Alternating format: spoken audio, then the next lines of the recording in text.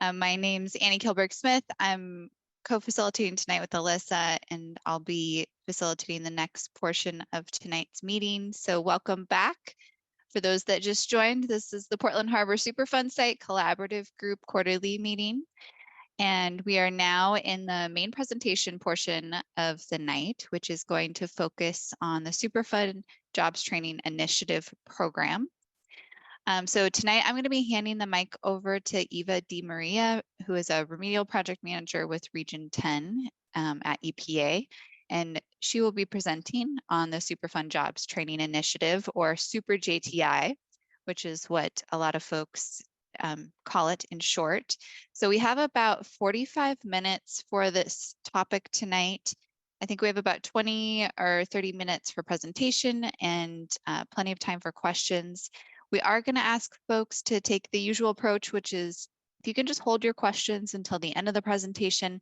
That way we can fully record the presentation portion, and then we'll get to your questions afterwards. A couple ways you can ask those questions or get them in the queue. You can go ahead and put them in the chat throughout the presentation, raise your hand, or take yourself off mute once we get to that portion of the Q&A.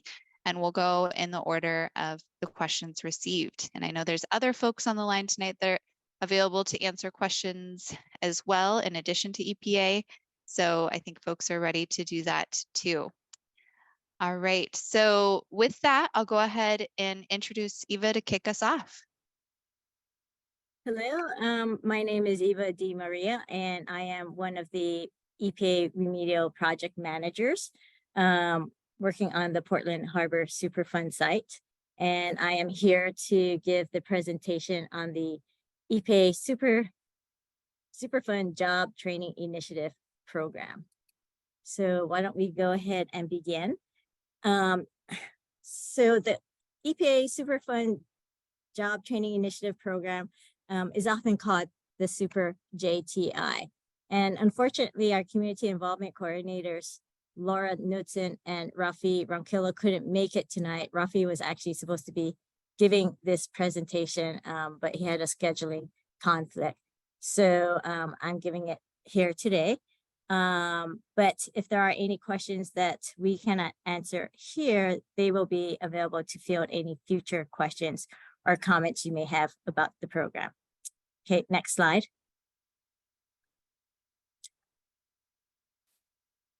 So for tonight's presentation, we will go through the following. I will give you an overview of the Super JTI program, basically talking about what is Super JTI, how does Super JTI work, how does EPA develop partnerships within the community, and how do we work with contractors on the Super JTI program.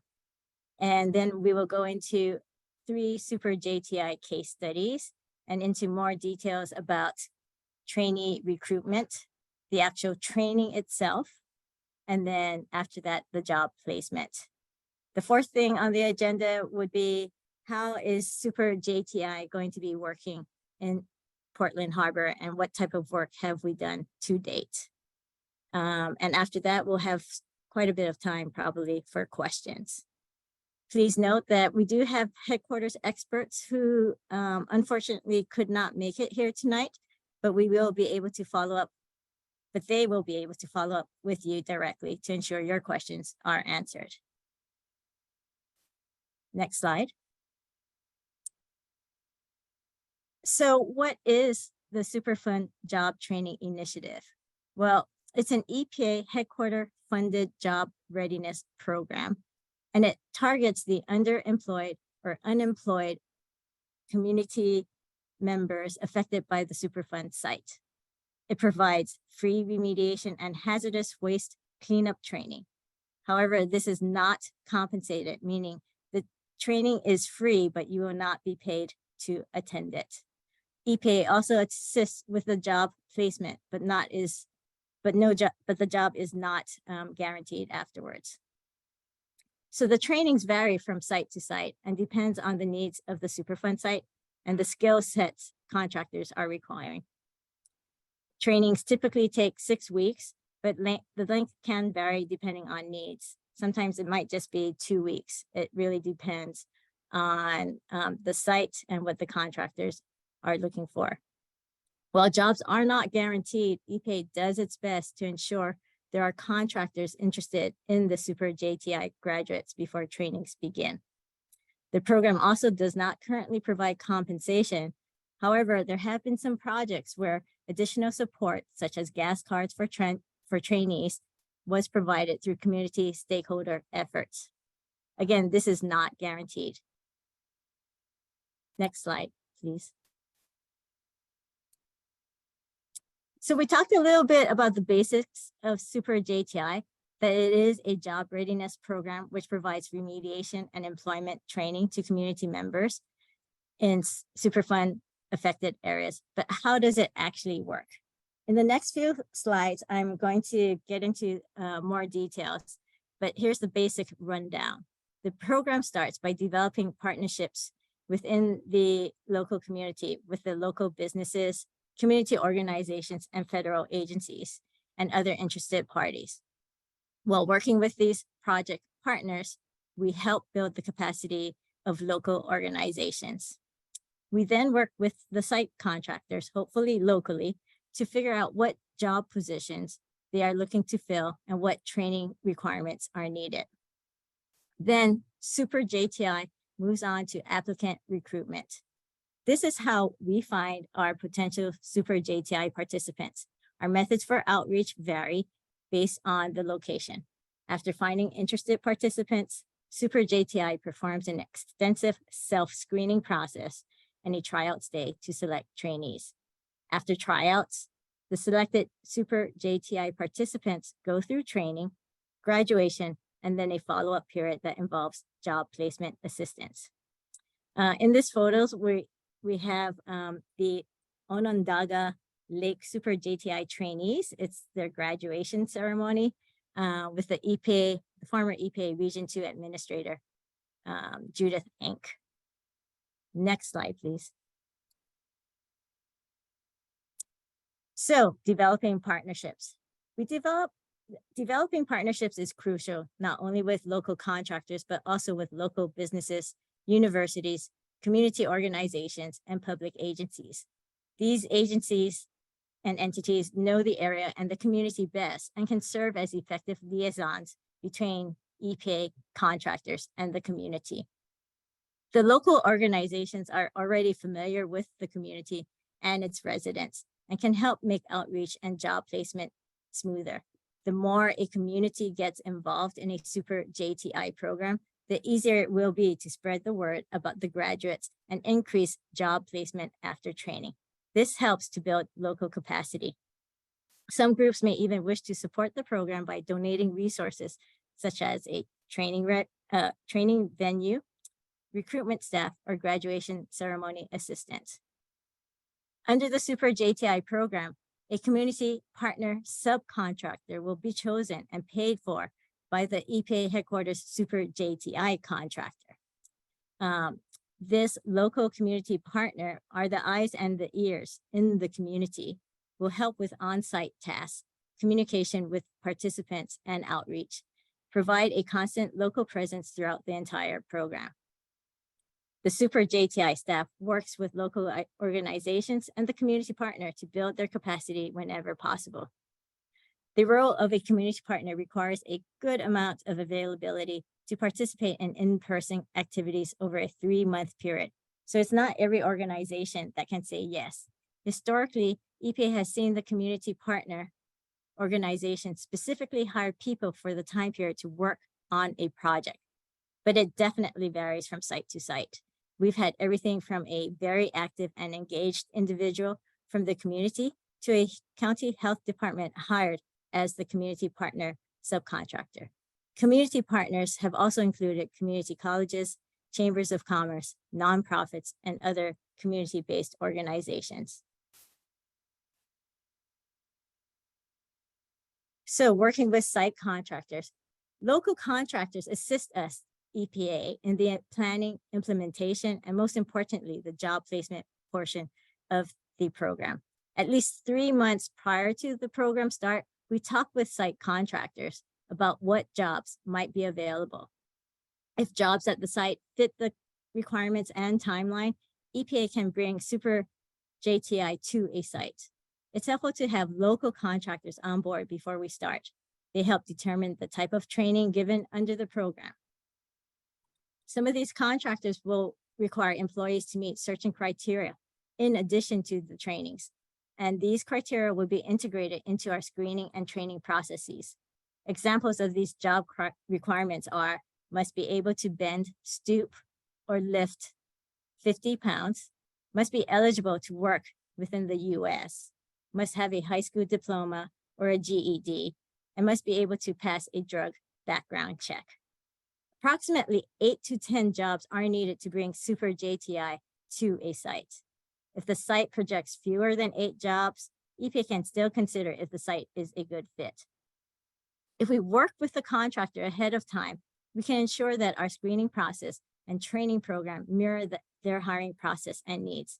This helps Super JTI to present the contractor with the perfect applicant for the position. This saves the contractor money because they do not have to train new employees and they can hire locally. So let's get into some of our case studies. This is a case study from the Northridge Estates Superfund site, which is located within Klamath Falls, Oregon. Region 10 worked with a community partner, the Klamath County Chamber of Commerce, for outreach. And the way they did their outreach within the community was to post flyers, send out emails, put out ads within social media, local newspaper ads, and they also held 8 informational sessions during March of 2017. Next slide. And so if you recall, I previously mentioned a self-selection process during the recruitment stage. And so this is what happened during the self-selection process at Northridge Estates. During the 8 informational meetings, 79 people actually completed preliminary testing. 59 people then returned and submitted required documents. 43 participants then went into program tryouts, and in the end, 16 trainees were selected. None of the 79 initially interested people were turned away by the Super JTI staff. However, through the extended recruitment process, only those that were truly interested and committed to starting and finishing the program remained and attended the tryouts. All 16 of the trainees selected went on to complete the program. This is a photo of one of the Super JTI classes actually doing a physical training. Next slide, please. So what types of Super JTI training are available? So with the for the Northridge Estates Superfund site, the contractor Northwind identified 7 courses that would be ideal for new hires to have on site. Participants ended up being trained in 8 courses. This included the work readiness skills class, a 40-hour hazardous waste operations and emergency response class, the HAZWOPER, the 16-hour asbestos operations and maintenance class, a 10-hour OSHA construction safety class, CPR and first aid, flagging, fall protection, and forklift. This included a total of 6 certifications that they could use on the job at Northridge Estates or elsewhere. The work readiness training was provided by Headquarters Super JTI contractor Skeo. The technical training was provided by project partner Klamath Community College, and the program was overseen on the ground by the community partner subcontractor Klamath County Chamber of Commerce. Next slide, please. Another Super JTI case study occurred at the Madison County Mines Superfund site. This is a site located in Fredericktown, Missouri. It was previously the site of lead mining since the 1700s, and it resulted in tailings and chat deposits. This was a multi-year cleanup that addressed over 2,000 properties. 24 participants were trained in environmental remediation and construction. And this included the 40-hour HAZWOPER, CPR first aid, 10-hour OSHA construction outreach, and a work readiness program. They also earned multiple certifications. In the end, 18 graduates were hired by the contractor Environmental Restoration. This area of Southeast Missouri has many large Superfund sites, and the trained workers could work at a variety of places without having to travel away from home. Next slide. So the third Super JTI case is the Fairfax Street Wood Treaters site located within Jackson, Florida. This is a Superfund site that was the soil and sediment was contaminated with chromium, copper, and arsenic from a wood treatment operation. Cleanup of 52 residential properties was required, in addition to a 12.5-acre parcel where wood treating operations took place. 13 residents ended up being trained in the 40-hour HAZWOPER, CPR, first aid, 10-hour OSHA construction, and work readiness.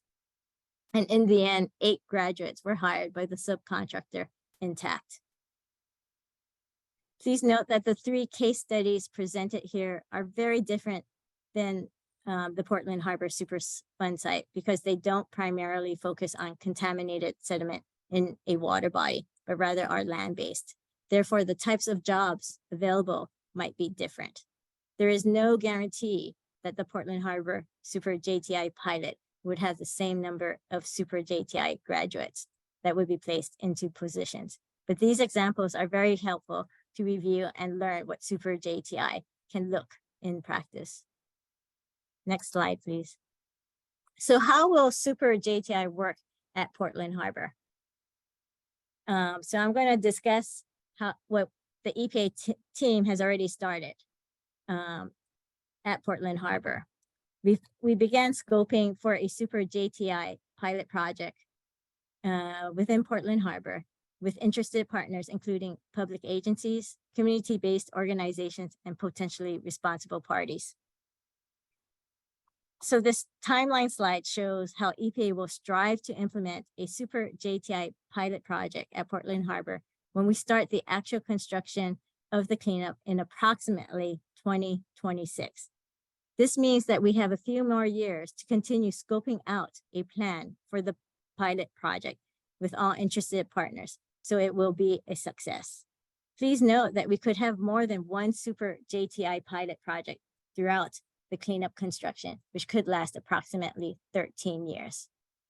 Also, EPA is working on integrating Super JTI into the Community Impacts Mitigation Plan to encourage the use of the program within Portland Harbor. Next slide, please.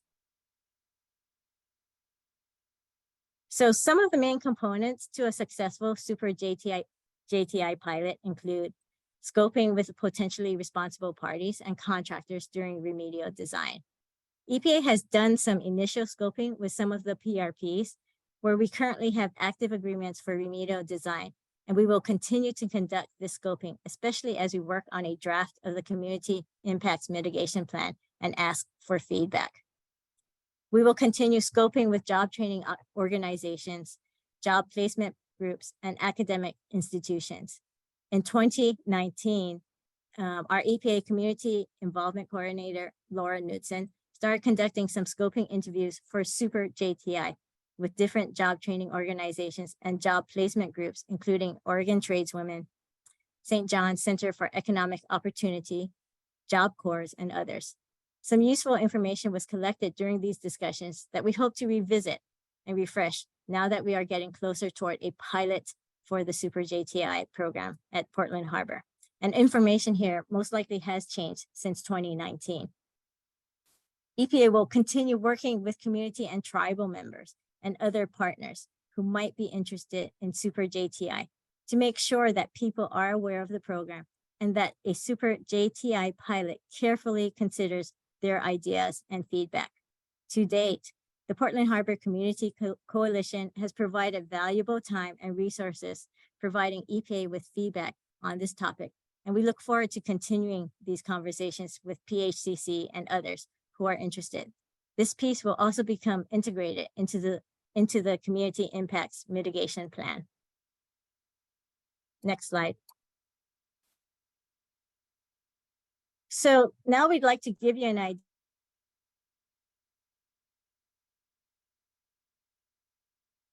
JTI pilot project, yes? Oh, sorry, you cut out for just a few moments. Okay. Oh, now it's saying, can you hear me? Yeah, if you want to just start this slide over, that's where you cut out. Okay, so we'd like to give you an idea of some of the positions at the Portland Harbor Superfund site that EPA could train for during a Super JTI pilot project.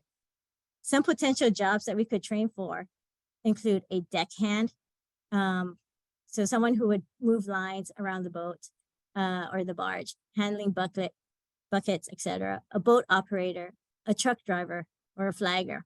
While these jobs could be directly tied to the Superfund site cleanup, we could also think about training for jobs that are outside the direct cleanup work, such as administrative positions or positions at other areas. Also, as you may have noticed with the case studies, the 40-hour HAZWOPer could qualify someone for a number of other jobs. Next slide. So that's it. Thank you for allowing me to present this program to you today. Let me know if you have any questions.